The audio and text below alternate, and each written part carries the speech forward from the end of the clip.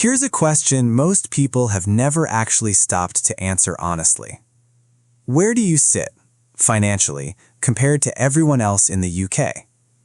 Not in terms of salary, not in terms of your job title or your postcode or the car on your driveway, but your actual net worth. Everything you own minus everything you owe. Because here's the thing. Most of us have a rough sense of whether we're doing okay or not, but very few people know where they actually rank. And when you find out, it's often quite surprising, in both directions. Some people who feel behind are actually doing better than they think, and some people who feel comfortable are sitting closer to the middle than they'd like to admit. So in today's video, we're going to settle it properly.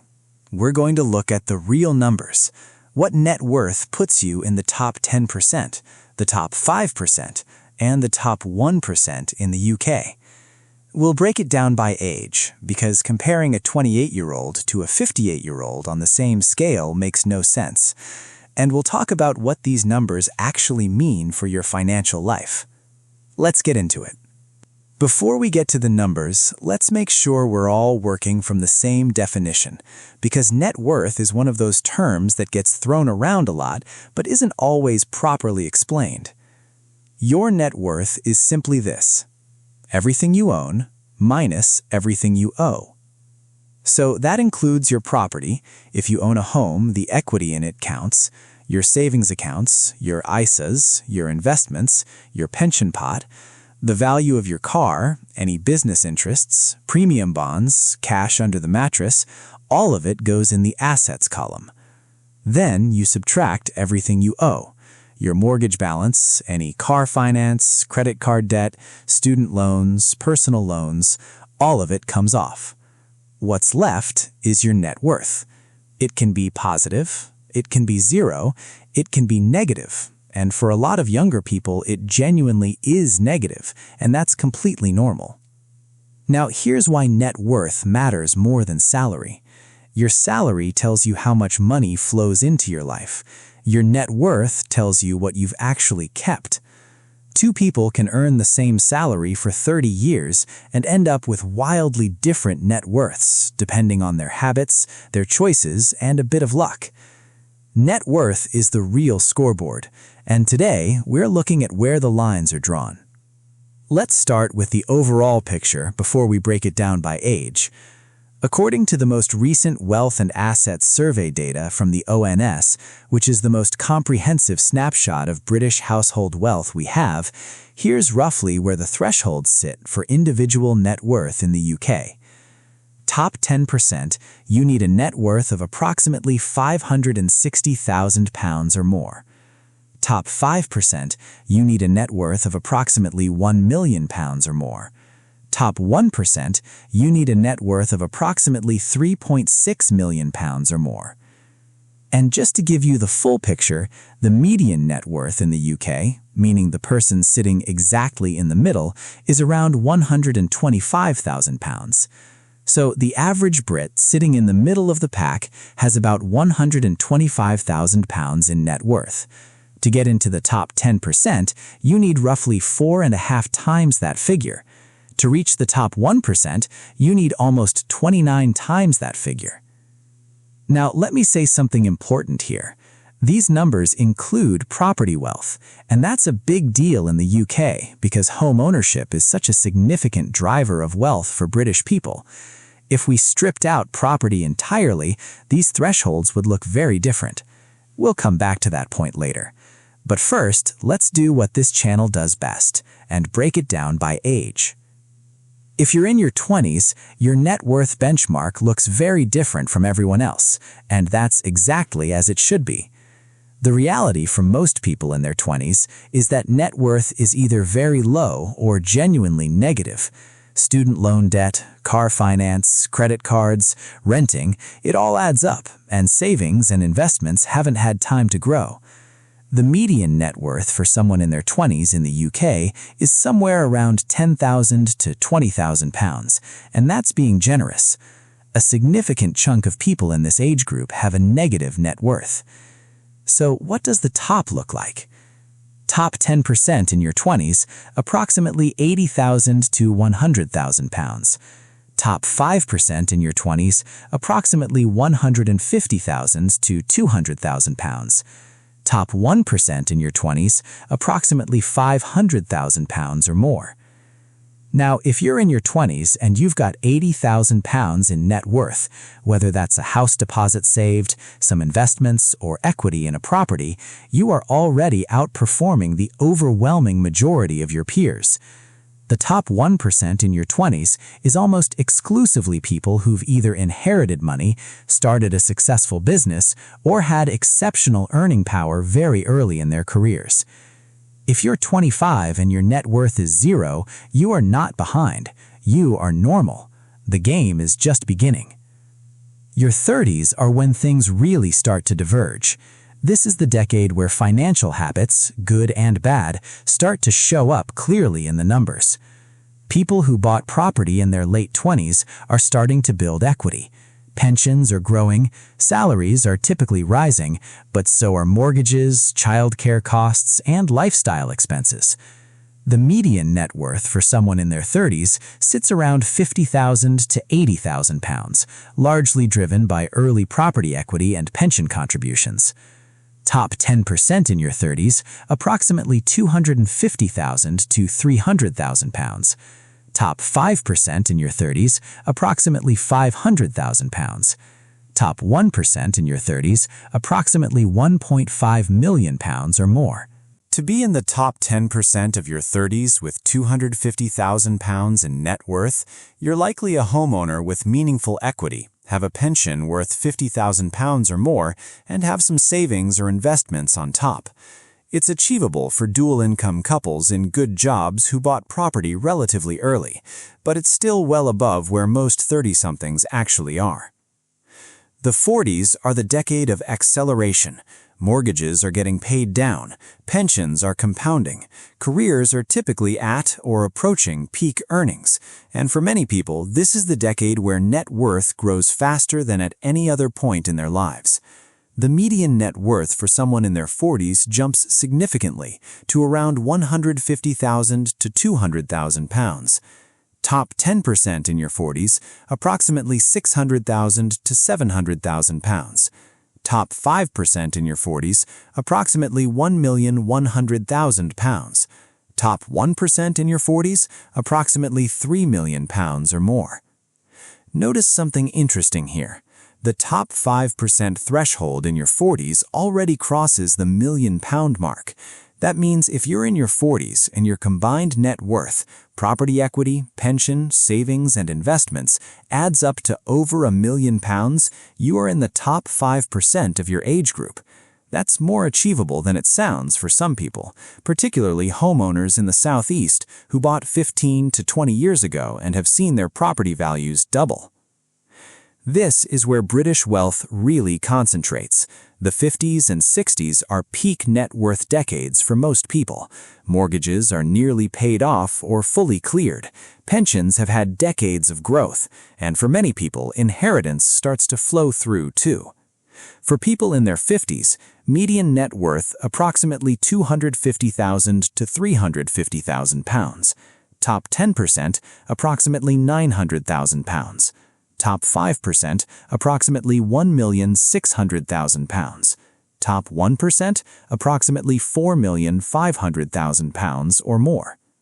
For people in their 60s, median net worth approximately £350,000 to £450,000. Top 10%, approximately £1,200,000. Top 5%, approximately £2 million. Top 1%, approximately £5,500,000 or more. By your 60s, a fully paid-off average UK home alone is worth somewhere around £290,000. Add a pension pot of £400,000 to £500,000, which represents decades of contributions and growth, and you're already nudging the top 10% threshold purely through those two assets. Here's something I want to flag clearly, because it completely changes how you read these numbers. A huge portion of British wealth is locked inside property, and property wealth is largely illiquid, meaning you can't spend it without either selling your home or using equity release. If we strip out property and look at liquid net worth only, savings, investments, pensions, and cash, the thresholds drop dramatically. Someone in the top 10% of liquid wealth in the UK needs roughly £200,000 to £250,000 outside of property. Top 5% in liquid wealth, around £500,000. Top 1% in liquid wealth, around £1,500,000.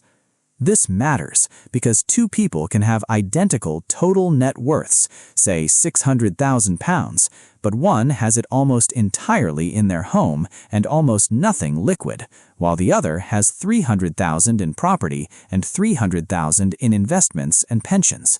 Their quality of financial life, their flexibility, their options, their financial freedom is completely different. Net worth is important, but the composition of that net worth matters just as much. Let me give you some real-world context for what these thresholds actually translate to in everyday life. Top 10% overall, £560,000 net worth.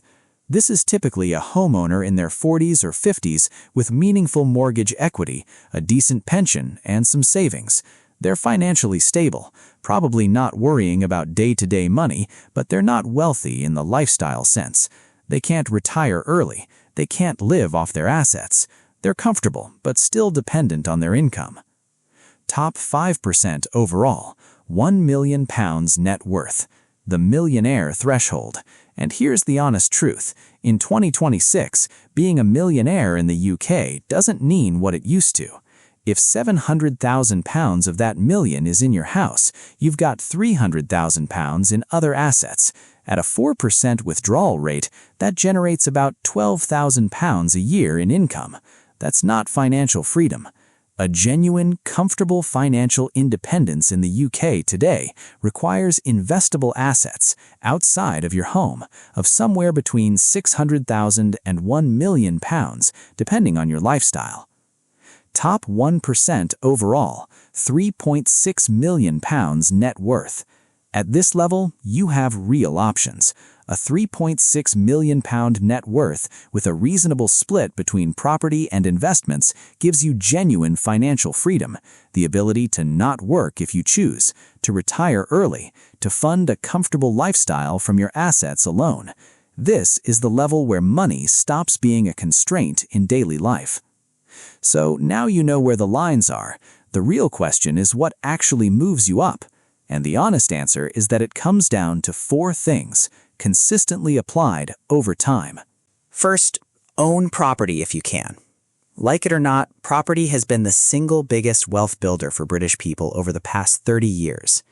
Getting on the ladder early, even with a modest property, has compounded into enormous wealth for millions of people.